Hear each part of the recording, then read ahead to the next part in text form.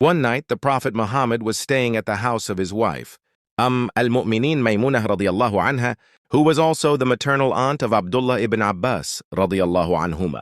Abdullah ibn Abbas said that he lay down across the width of the bed, while the Prophet and his wife lay lengthwise on the bed.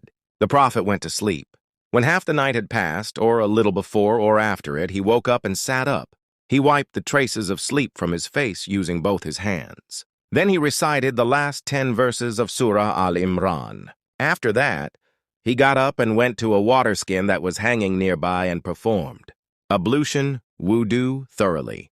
Then he stood up and began to offer the night prayer. Abdullah ibn Abbas said that when he saw the Prophet doing this, he got up and performed ablution in the same way as the Prophet had done. Then he came and stood on the left side of the Prophet to join him in prayer.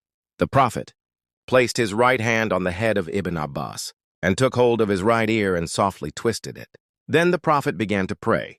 He prayed 2 rak'ahs, then 2 more rak'ahs, then another 2, then another 2, and continued like this until he had prayed 6 sets of 2 rak'ahs, 12 rak'ahs in total. Then he offered 1 rak'ah as witr. After finishing the witr prayer, he lay down again until the mu'adhdhin came to call the adhan for fajr. When the adhan was called, the Prophet stood up again and prayed 2 light rak'ahs, the sunnah, prayer before fajr. After praying these 2 light rak'ahs, he went out to the masjid to lead the fajr prayer in congregation.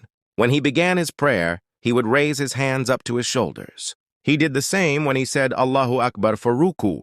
When he raised his head from ruku, he also raised his hands and said, Sami Allahu liman hamida, Rabbana wa laka alhamd.